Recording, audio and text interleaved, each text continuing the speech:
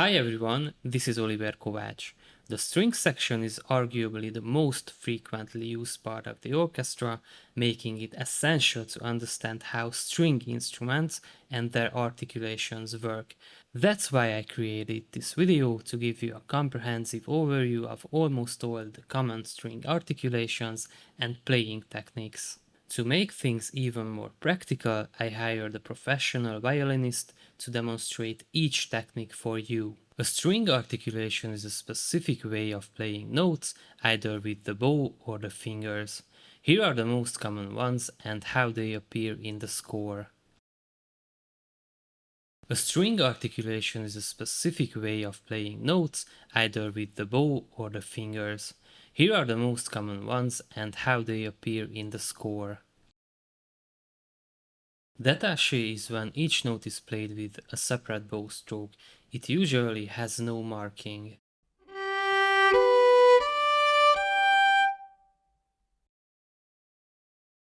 Legato means the notes are smoothly connected, and this is shown with a slur line.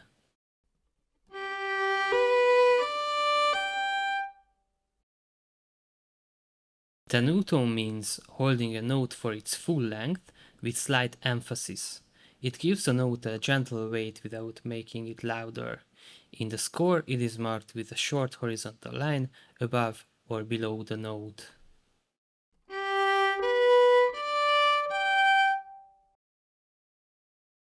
Staccato is a type of articulation in music that indicates a note should be played short and detached. It is typically notated with a small dot placed above or below the note.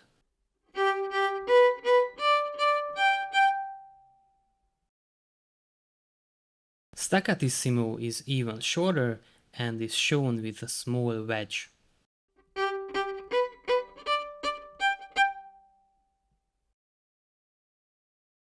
Spiccato is a bowing technique where the bow bounces off the string, creating a series of detached, short notes. It is notated with dots similar to staccato, but often indicated with the text spiccato.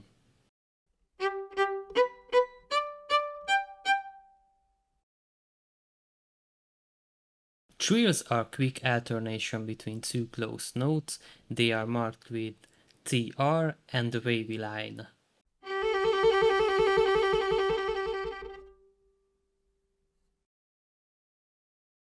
Tremolo has two forms, bow tremolo and finger tremolo. Bow tremolo repeats one note rapidly. It is indicated with slashes through the note stem. When the repetition follows the tempo, it's measured. If it's free and fast, it's unmeasured.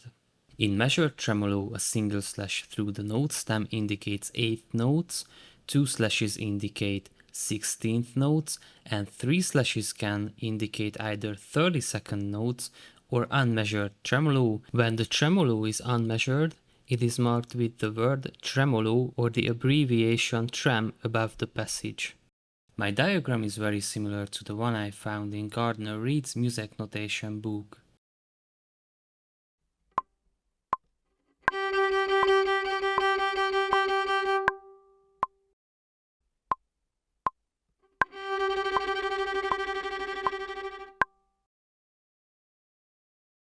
Finger tremolo alternates between two different notes and is shown as two note heads with slashes between them. The number of slashes indicates the frequency of the tremolo. Finger tremolo can either be measured or unmeasured. When two notes of the same value appear and are connected with tremolo slashes, it usually indicates a rapid alternation between the two pitches within the duration of a single note value, not both. This means that if you see two half notes written as a tremolo, the actual duration is one half note, not a whole note.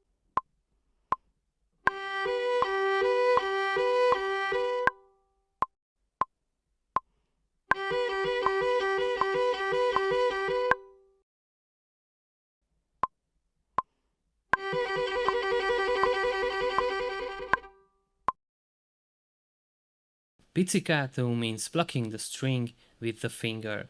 It's marked as Piz and cancelled with arco.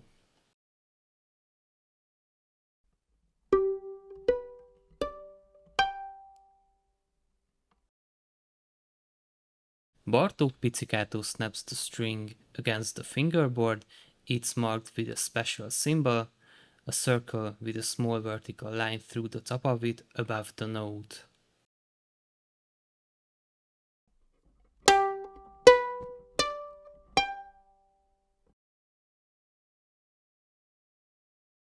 Col Legno means hitting the string with the wooden side of the bow. It is marked as Col Legno.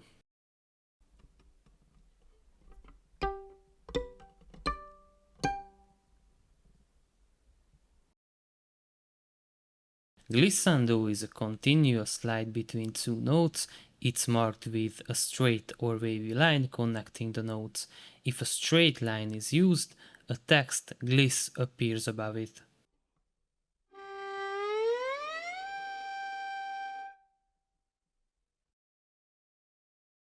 A portamento is very similar to a glissando, but it's usually quicker. It's notated with a straight line between two notes with the text port written above it.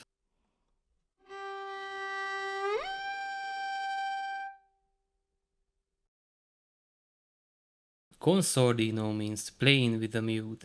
The mute is a small device placed on the bridge of the instrument to dampen the vibrations and soften the sound. It creates a more veiled, subdued tone. Mutes are usually made of rubber, metal, or wood. It's marked as consord and cancelled with senza sword.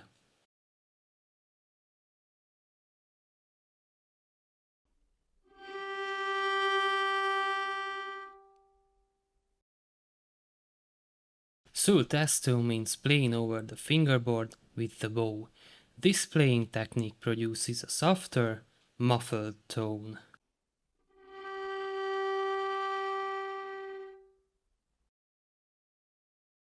Sul Ponticello means playing near the bridge with the bow for a bright, glassy sound.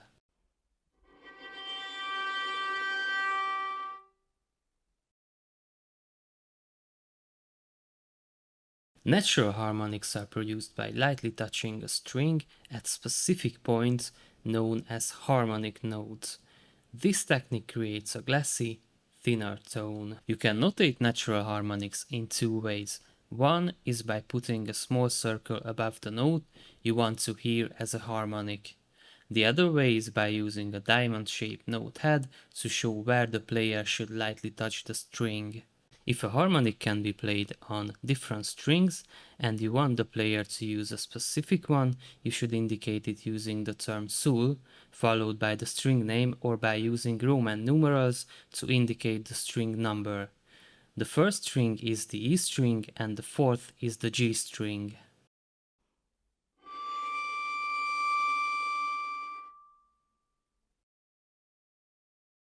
Artificial harmonics are similar in sound, but there's a significant difference in how they are produced. To understand this, we need to explore the basics of the Harmonic Series. On string instruments, the length of the vibrating string determines the fundamental pitch of the note. However, when a string vibrates, it doesn't only oscillate along its full length. It also vibrates in fractional segments, halves, thirds, quarters, and so on. These fractional vibrations produce overtones, also called partials. The first partial is the fundamental tone itself. Natural harmonics are achieved by touching the string lightly at specific fractional points, such as half, one-third, or one-quarter of the string's length, corresponding to the notes of these overtones. In contrast, when playing artificial harmonics, the player first shortens the string length by pressing down with one finger, usually the first finger, and then lightly touches the string with another finger. This technique allows the creation of harmonics that wouldn't naturally occur on the open string. You can see the first 10 partials of the harmonic series in the diagram.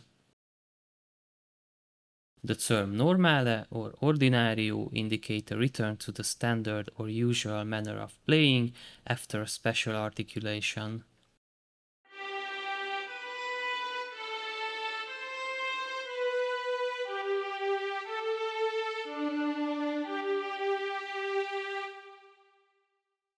In music, arco is a direction for string instruments to return to playing with the bow after a passage of pizzicato.